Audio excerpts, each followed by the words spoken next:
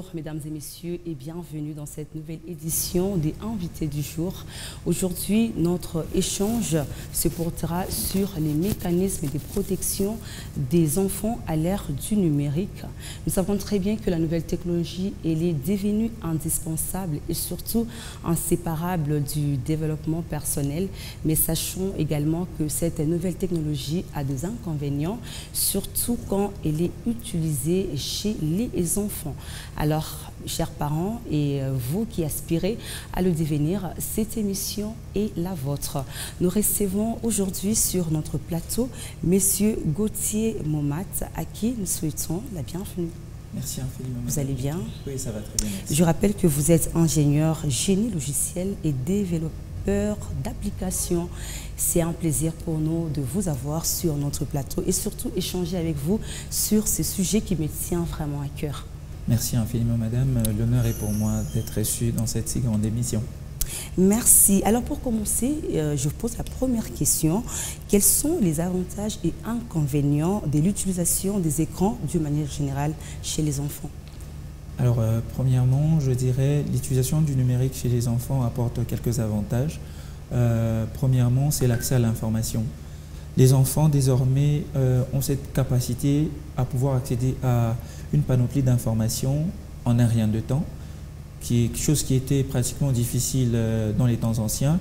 Il y a également ce qu'on pourrait dire les outils éducatifs. Vous verrez que désormais, il y a beaucoup d'enfants qui ont un peu plus de créativité comparé aux enfants anciens. Donc, ils ont la chance de pouvoir côtoyer d'autres enfants qui sont des univers différents et ont la possibilité de connaître certaines choses qui pourraient peut-être ne pas être accessibles sur notre terre ou dans notre pays, dans notre province ou encore dans notre ville.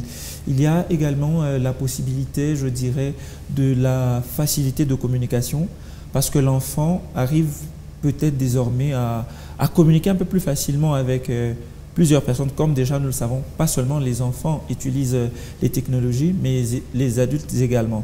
Donc le même avantage lié à la communication qu'offrent les outils du numérique, ce sont ces mêmes avantages qui sont également offerts aux enfants. Voilà. Et je pourrais peut-être parachever ou clôturer cette suite-là en disant que les outils du numérique permettent de stimuler certains sens au niveau du psychique de l'enfant. Donc voilà un peu en gros ce qu'on peut considérer comme avantage lié à l'utilisation du numérique chez les enfants. Alors en parlant des désavantages, qu'est-ce qu'on peut retenir? Alors par rapport aux désavantages, il y en a plusieurs. Premièrement, c'est l'accès abusif à l'information. Parce que vous le savez, sur Google désormais, il suffit de taper un mot sans même aller sur des sites spécifiques et vous avez l'ensemble de ces informations. Donc les enfants, tout comme les adultes, mais surtout les enfants, accèdent à des informations non appropriées que les parents voudraient peut-être mettre comme interdite aux enfants, mais les enfants y ont accès tout à fait simplement. Il y a également ce qu'on pourrait appeler la dépendance. Vous remarquerez que désormais, on a l'impression que les parents ne s'occupent plus des enfants, mais occupent les enfants. Voilà la nuance qu'il y a entre les deux. Alors, on se rend compte finalement que si l'enfant, on veut l'occuper, on lui remet une tablette, sans y mettre toutes les restrictions possibles. On lui donne accès à Internet, full access d'ailleurs. On donne à l'enfant de vivre en fait sa vie sur le web. Et ça, c'est vraiment très dangereux. Alors ça crée une dépendance. C'est comme de la drogue en fait. Vous verrez qu'il y a certaines personnes qui n'arrivent plus à tenir 5 minutes sans toucher à leur propre téléphone. Donc, il lui faut absolument qu'il touche au téléphone, qu'il vérifie ses messages, qu'il regarde ses réseaux sociaux, qu'il regarde qui a aimé. Et ainsi, donc, l'enfant peut devenir dépendant. Et si l'enfant devient dépendant à ces choses-là, on se rendra finalement compte qu'il aura un niveau social très réduit. Il va se renfermer sur lui-même parce qu'il va penser que les réseaux sociaux ou la technologie va combler tous ses besoins. Pourtant pas, parce que plus il est sur les réseaux sociaux, il a l'impression d'être le roi du monde parce qu'il sait atteindre ses cousins, ses amis qui sont aux États-Unis, par-ci, par-là. Mais après, il se coupe de l'aspect social. Or, nous savons que c'est lors de la croissance, c'est pendant la croissance que nous avons cette capacité ou cette possibilité de développer certains sens qui nous permettront de nous en sortir dans la vraie vie. Alors, vous avez donné les avantages ainsi que les inconvénients, mais comment les parents devraient assurer le contrôle? Alors, il y a plusieurs choses qui peuvent être faites. Il y a plusieurs actions qui peuvent être menées afin de garantir un contrôle. Premièrement, je dirais l'informatique ou l'outil informatique ou les outils du numérique ne parachutent pas par eux-mêmes en fait. Ce sont les parents qui vont acheter.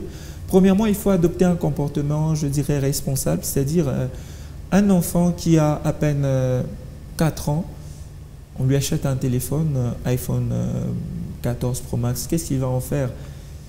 Il y a des tablettes pratiquement adaptées pour certains âges. Il y a plusieurs psychologues qui ont déjà fait des recherches et je crois que le grand outil que nous appelons Google peut nous aider énormément parce qu'on définit même le temps qu'un enfant peut passer devant l'écran pour une journée. Mais nous le savons, sur les iPhones ou les Android, il y a la possibilité de restreindre ces choses. Donc on peut donner à un enfant le téléphone, mais on va paramétrer le temps d'écran. Donc le temps que l'enfant est susceptible de passer sur son écran. Et ça peut permettre de garantir. Et pour déterminer ce temps-là, il faut se renseigner. Je sais que les enfants de 3 ans, par exemple, ils ne doivent pas passer plus de 30 minutes devant un écran. Une année, pas plus d'1 heure. 2 ans, pas plus d'1 heure et demie. Donc il y a ces informations que les parents devraient chercher, mais déjà là, c'est la base. Et ils doivent savoir que une année, ça fait près de 3-4 mois d'accès à l'écran. Donc s'ils peuvent multiplier, se rendre compte que bon, mon enfant il a 5 ans, combien d'heures il peut faire devant son téléphone ou devant son ordinateur, encore aussi devant la télé. Parce que la télé, on a l'impression de la banaliser, de la mettre un peu de côté, pensant que la technologie se limite au téléphone, aux tablettes et aux ordinateurs. Donc il y a des restrictions, c'est par rapport à la télévision? Oui. Ok. Alors par rapport aux télévisions, malheureusement, il y a certains fournisseurs des chaînes TNT qui n'ont pas cette possibilité ou qui n'ont pas cette fonctionnalité de mettre un contrôle parental. Mais d'autres l'ont. Alors les parents doivent utiliser ces genres de choses. Mais aussi, je pense, l'autre forme de discipline serait la discipline humaine. En fait, je sais que beaucoup de grands messieurs, beaucoup de grandes dames, je sais que vous êtes une grande dame, et je sais que vous n'avez pas été bâti par une éducation assez à la va-vite. Non, non. Quand il s'agissait de vous punir, on vous punissait. Quand il s'agissait de vous priver de la télé, on vous privait de la télé. Et c'est comme ça qu'on a l'impression que la vieille génération est plus solide que la nouvelle. Parce qu'on a l'impression que la nouvelle génération a... Je sais qu'on en fait aussi partie, mais on est en fait à cheval entre l'ancienne et la nouvelle. Et la nouvelle génération, oui, bien sûr. Alors c'est un peu ça. Donc les parents doivent adopter en tout cas ce comportement responsable avant même de donner accès aux enfants. Mais il y a des restrictions telles que limiter le temps d'écran, avoir accès au suivi de ce que les enfants cherchent sur Internet, par exemple. Parce qu'un parent a la possibilité, si vous donnez à votre enfant une tablette, un téléphone, un ordinateur, à chaque fois qu'il va sur Internet, il y a l'historique qui reste. Oui. Et il y a toujours cette aptitude à vouloir vérifier qu'est-ce que mon enfant consulte. Qu'est-ce que mon enfant consulte? À défaut, vous mettez un compte invité sur l'ordinateur et qui n'a accès qu'au contenu éducatif. Il peut colorier, il peut dessiner, il peut apprendre à écrire, il peut apprendre à chanter. C'est très important. Il peut apprendre les couleurs. Moi, ça me fait énormément du bien de voir des enfants de 2 ans, de 3 ans dans la communauté, les miens d'ailleurs aussi. Vous les voyez, vous donnez les couleurs, par exemple en anglais et en français. Et parfois aussi en swahili, parce qu'il y a une chaîne, je crois, Piwi, qui est aussi très intéressante où on apprend aux enfants. Il y a aussi cet aspect qui n'est pas négligeable. L'enfant peut connaître « this is blue, this is red, this is yellow, pink, orange » et ça, c'est bien. C'est le bon côté. Alors, aussi. Les parents doivent être aussi informés et formés par rapport à l'utilisation de l'outil informatique. Alors. Exactement. Les parents doivent être informés. Absolument. C'est déjà que la plupart des parents ont cette lacune. Vous verrez que l'outil informatique est devenu l'outil incontournable, mais beaucoup d'entreprises sont restées encore dans l'ancien parce qu'ils ont les anciens qui pilotent les différents départements. Ce qui fait que, voilà, même à la maison, c'est la même chose. Donc, on a toujours l'impression de pouvoir rentrer dans l'ancien temps et on ne veut même pas apprendre de la nouvelle technologie. Or, c'est très important. Pour contrôler, il faut connaître. Pour contrôler, il faut comprendre. Pour contrôler, il faut savoir comment ça fonctionne. Or, si les parents ne prennent pas le temps de savoir comment ça fonctionne, cela deviendra un peu difficile. C'est vrai qu'il y a aussi une part de ceux qui connaissent à organiser des séances d'information, des conférences, des ateliers avec des parents, dans les écoles déjà, dans les écoles surtout. Je pense qu'on pourrait peut-être voir dans certaines écoles, par exemple, quand il y a réunion des parents, donner ou accorder 15 minutes à un expert en X matière. Nous le voyons, les experts en santé publique, par exemple, on leur accorde le temps. Les experts dans la vaccination, on leur accorde du temps. Mais on oublie les experts en domaine digital. Pendant qu'on est pendant la période où le digital bat son plein, le digital est l'incontournable. Alors moi j'ai une question et j'aimerais que vous puissiez vraiment être pratique.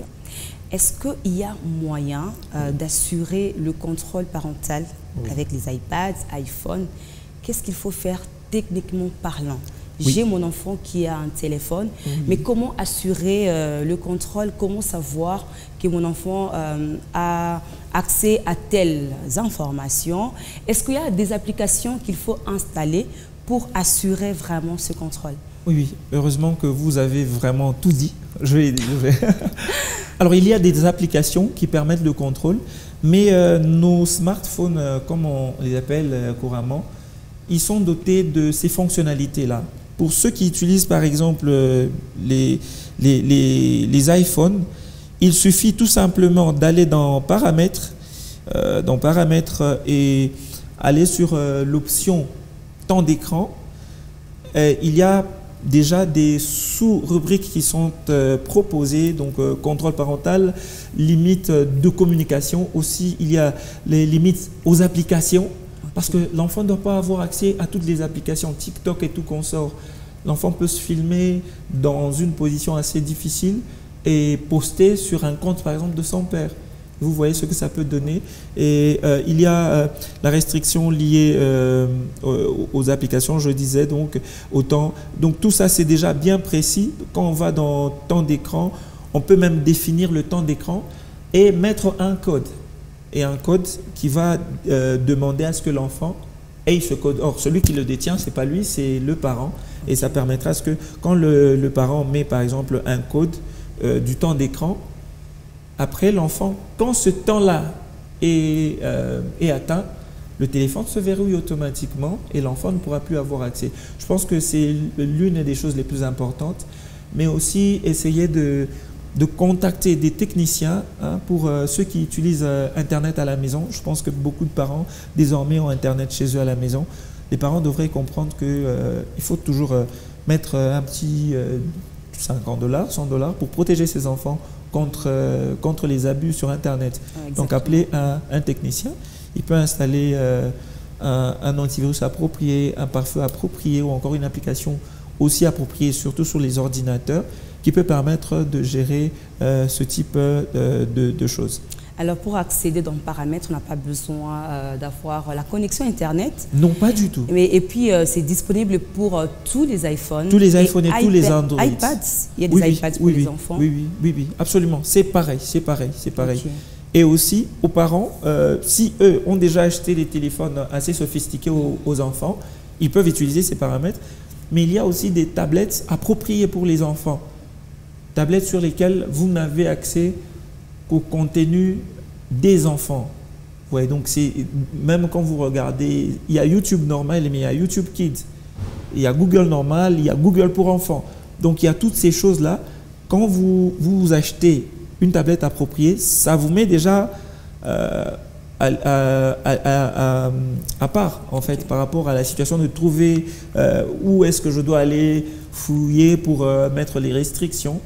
Mais si seulement ils ont déjà un téléphone assez sophistiqué, mais qui n'a pas toutes ces options activées, il va falloir les activer afin de protéger les enfants. Alors si on active par exemple le temps d'accès, c'est ça, oui, au téléphone, oui, et après ce temps, le téléphone se verrouille automatiquement. Oui, ça va demander un code. Et c'est les parents qui détiennent ce code. Absolument. Il y a des enfants malins. Oui, oui, il y a les enfants très malins, très malins parce qu'ils retiennent toujours les mouvements des parents. Alors il faut avoir des codes sophistiqués. Sophistiqués. Il ne faut pas créer des codes simples 1, 2, 3, 4, 5, 6, 7, 8, non. Ou la date de naissance. Ou la date de naissance, c'est très accessible. Mettez un code assez bizarre. Vous pouvez mettre 99551. Ça n'a pas de sens sur le plan sémantique, mais c'est vous-même qui savez que bon, ça c'est juste mon code de verrouillage du temps d'accès à l'écran de mes enfants. Alors, vous avez parlé de quelque chose de très important juste au début. À quel âge on doit donner un iPad à son enfant? Parce qu'aujourd'hui, on pense que donner son iPad à son enfant, c'est un signe de développement. Oui, oui, de richesse d'ailleurs. De richesse, bien sûr. Mais déjà, à quel âge on peut donner un iPad ou un smartphone à son enfant? Voilà. Alors, les experts en la matière recommandent vivement de ne pas donner accès aux enfants de moins de 3 ans déjà. Ok. Je sais qu'il y a des enfants d'une année qui ont des téléphones, qui ont des tablettes, ou bien voilà, qui utilisent, à qui on laisse. Donc déjà à moins de 3 ans, c'est déjà très précoce. Et on essaie de faire un parallélisme entre le développement des sens de l'enfant et l'utilisation des outils du numérique. On sait qu'à 3 ans, l'enfant est en train de développer les sens visuels. Il est là, il doit voir des choses réelles. Or, les choses sur écran ne sont pas toujours réelles. Il doit développer le sens du toucher, je crois, entre 3 et 5 ans. Or, si il n'a personne avec qui échanger, sentir la vraie chaleur paternelle, maternelle, fraternelle, il est coupé. Il est coupé. Et moi, je paraphrase, ou je pourrais donner un exemple. J'ai eu la chance de travailler dans une école, l'une des grandes écoles d'ailleurs de la République. J'ai remarqué que les enfants qui excellaient, quand on venait les déposer à l'école, ils avaient un petit moment de 3 à 5 minutes avec le parent pour un petit câlin, par exemple. Et si on combinait les deux, entre on donne le téléphone et oui, aussi on a quand même le moment de partage avec les enfants. Ouais, ça peut résoudre le problème. Pour les enfants oui, qui ont moins de 3 ans, ça peut quand même résoudre le problème? Non. C'est interdit oui, aux là, enfants il faut pas donner. C'est une erreur monumentale qui serait celle de donner aux enfants, surtout moins de 3 ans, même moins de 5 ans. Je pourrais être un peu extrémiste ou extrême, mais pour la protection de l'enfant, c'est le prix à payer. D'accord. Merci, Monsieur Gauthier Momat. Je rappelle que vous êtes ingénieur génie logiciel et développeur d'applications. Ça a été pour nous un grand plaisir de vous avoir sur notre plateau d'invité du jour. En tout cas, merci infiniment, Madame Jackie. Merci de tout cœur pour le temps que vous nous avez accordé. Nous espérons que ces opportunités se multiplieront davantage et ça restera toujours un grand honneur. Ça fait plaisir. Alors, mesdames et messieurs, ça n'est fini pour aujourd'hui. Merci de nous avoir suivis et surtout, prenez soin de vos enfants. Au revoir.